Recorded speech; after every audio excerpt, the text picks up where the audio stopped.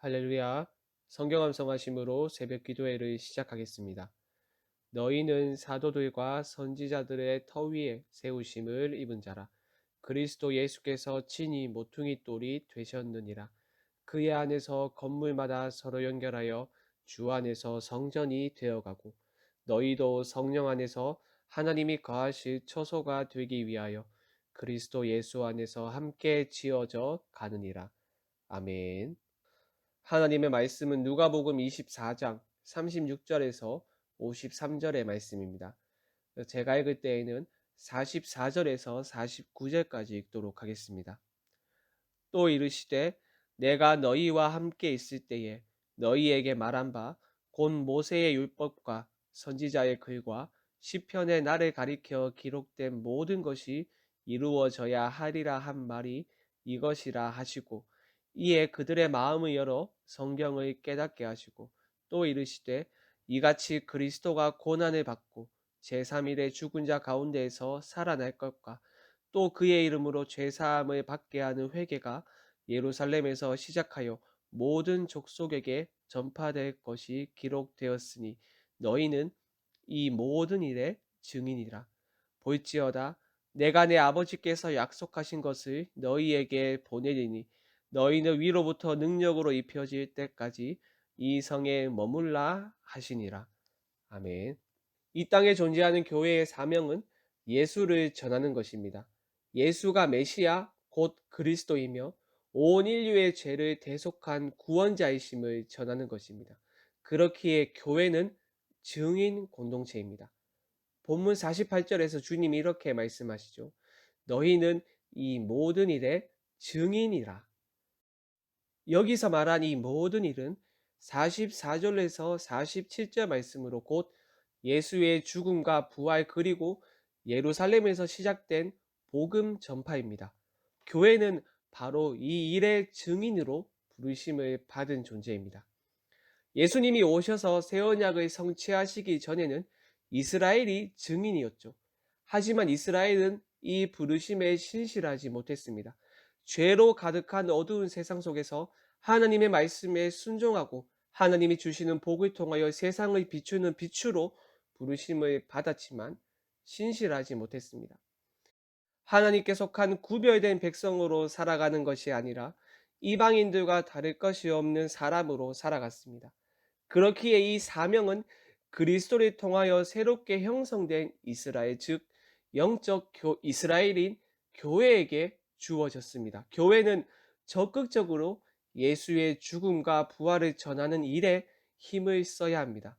그런데 본문을 자세히 보시면 증인의 역할을 하는 데 있어서 모종의 조건이 있음을 발견하게 됩니다. 내가 예수를 전하는 증인이 되겠습니다라는 결단만으로 증인이 되지 못합니다. 증인은 예수님의 몸의 부활을 믿고 깨닫고 확신하는 사람입니다. 당연한 내용입니다. 어떻게 내가 믿지 않고 확신하지 못하는 것을 전할 수 있겠습니까? 내가 예수의 부활을 모르는데 확신하지 않는데 어떻게 그 사실을 다른 사람에게 전할 수 있겠습니까? 어불성설인 것이죠. 그렇다면 여러분은 예수님의 몸의 부활을 믿고 확신하십니까? 인간의 이성을 뛰어넘는 이 기적, 과학의 기술로도 입증되지 않는 이 놀라운 기적을 믿고 확신하십니까? 오늘 본문을 보시면 몸의 부활을 믿지 못하고 의심하는 제자들에게 주께서 여러 방법으로 몸의 부활을 입증하시는데요. 제자들이 예루살렘에 모여 이야기를 하고 있을 때 주님이 나타나셨습니다. 36절을 보시죠. 이 말을 할 때에 예수께서 친히 그들 가운데 서서 이르시되 너희에게 평강이 있을지어다 하시니 누가는 이들이 대화를 했던 장소가 건물 안인지 건물 밖인지 상세하게 진술하고 있지는 않지만 요한은 건물 안에서 대화를 나누었다고 진술합니다. 요한복음 20장 19절에서 이렇게 말합니다. 이날 곧 안식 후 첫날 저녁 때에 제자들이 유대인들을 두려워하여 모인 곳의 문들을 닫았더니 예수께서 오사 가운데 서서 이르시되 너희에게 평강이 있을지어다. 닫힌 문을 그냥 통과하셨는지 아니면 영화나 드라마에서처럼 바닥에서부터 예수님이 등장을 하셨는지, 아니면 갑자기 한순간에 나타나셨는지, 나타나신 방법에 대해서는 알 수 없지만, 확실한 것은 육체를 가진 인간이라면 할 수 없는 방법으로 주님이 그들 가운데 나타나셨습니다. 그러니까 37절 말씀을 보시면 제자들이 놀라고 무서워하며 심지어 영이라고 생각을 했던 것이죠. 베드로와 엠마오로 가는 길에서 주님을 만난 두 명의 제자를 제외하고는 부활의 주님을 직접 목격하지 못했습니다. 그들은 단지 주님의 몸의 부활을 다른 사람들로부터 들었습니다. 여인들로부터 부활의 소식을 들었으며, 엠마오로 가는 길에서 주님을 만난 두 제자로부터 주님이 부활하셨다는 것을 들었습니다. 하지만 그들은 믿지 않았습니다. 여자들이 몸의 부활을 전했을 때 사도들은 그들의 말이 허탄한 듯이 들려 믿지 않았습니다. 지금 부활의 주님께서 직접 나타나셨음에도 불구하고 그들은 영이라고 생각하며 믿지 않았습니다. 그래서 38절을 보시면 주께서 어찌하여 두려워하며 어찌하여 마음에 의심이 일어나느냐라고 말씀하시며 가볍게 책망을 하시죠. 하지만 책망에서 끝나지 않았습니다. 주님은 제자들에게 몸의 부활을 입증하십니다. 그 방법은 손과 발을 보고 또 주님을 만지고 음식을 먹는 것입니다. 살과 뼈는 영이 가지고 있는 고유한 특징이 아니라 육체의 특징이죠. 거기다가 음식을 먹는 것 또한 영의 특징이 아니라 육체의 특징입니다.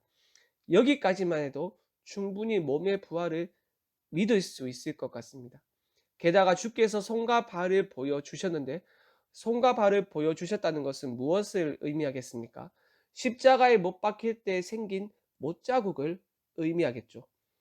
그들 앞에 나타난 사람은 영도 아니고 전혀 다른 사람도 아닌 그들이 따랐던 사람, 충성을 맹세한 사람, 십자가에 못 박힌 예수라는 것을 믿기에 충분한 것처럼 보입니다. 하지만 제자들은 여전히 확신하지 못했습니다. 그래서 주님은 가장 확실한 방법을 사용합니다. 어제 말씀에서 엠마오로 가는 제자들에게 하셨던 동일한 방법입니다. 바로 성경을 깨닫게 하는 겁니다. 44절과 45절을 다시 보시죠. 또 이르시되 내가 너희와 함께 있을 때에 너희에게 말한 바 곧 모세의 율법과 선지자의 글과 시편의 나를 가리켜 기록된 모든 것이 이루어져야 하리라 한 말이 이것이라 하시고, 이에 그들의 마음을 열어 성경을 깨닫게 하시고. 엠마오로 가는 길에서 만난 제자들에게 성경을 해석하셨을 때 그들의 눈이 밝아져 부활의 주님을 알아보았듯이, 주께서 성경을 해석해 주셨을 때 제자들의 마음이 열렸습니다. 이제 그들은 몸의 부활을 믿고 확신하게 되었고, 구약 성경에 기록된 주님의 죽음과 부활, 그리고 복음 전파에 대한 증인의 사명을 받았습니다. 하지만 아직 필요한 것이 있었으니 바로 하나님이 부어 주실 성령입니다. 증인의 사명을 주신 후 주님이 49절에서 이렇게 말씀하시죠. 보일지어다 내가 아버지께서 약속하신 것을 너희에게 보내리니 너희는 위로부터 능력으로 입혀질 때까지 이 성에 머물라 하시니라. 여러분, 사도행전을 보면 성령을 받은 사도와 제자들이 어떻게 합니까? 그들의 사명에 신실하죠. 유대인과 이방인의 위협 속에서도 그들은 담대히 주께서 맡기신 이 사명을 신실하게 감당했습니다. 핍박이 온다 하더라도, 또 모욕을 당한다 하더라도, 심지어 목숨을 잃을 위기에 처했다 하더라도 성령이 주시는 능력을 의지하며 주께서 맡기신 이 사명을 감당했습니다.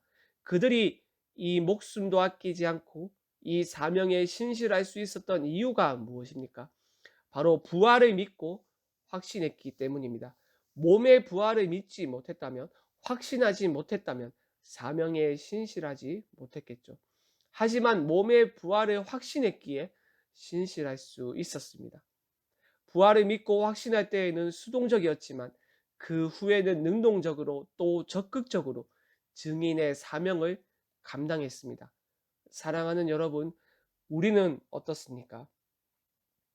증인 공동체로 부름을 받은 우리는 어떻습니까? 주께서 우리에게 주신 이 사명에 신실하고 있습니까? 물론 교회에 대한 인식이 점차 나빠지고 있고 코로나 때문에 예수를 증거하는 것이 쉽지 않습니다. 하지만 우리가 예수의 부활을 믿는다면, 우리 안에 예수 부활의 생명이 있다면 우리에게 능력을 주실 성령을 의지하며 담대히 증인의 사명에 신실해야 하겠습니다. 기도하며 어떻게 하면 효과적으로 이 사명을 감당할 수 있을지 지혜를 구하며 우리의 삶을 통하여 증인의 모습을 보여주어야 할 것입니다. 세상은 물을 것입니다. 베드로 사도가 말했던 것처럼 너희 속에 있는 소망에 관한 이유를 말입니다.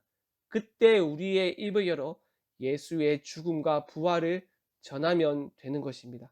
사랑하는 여러분, 어려운 상황인 것은 분명하지만 너무 위축되지 맙시다.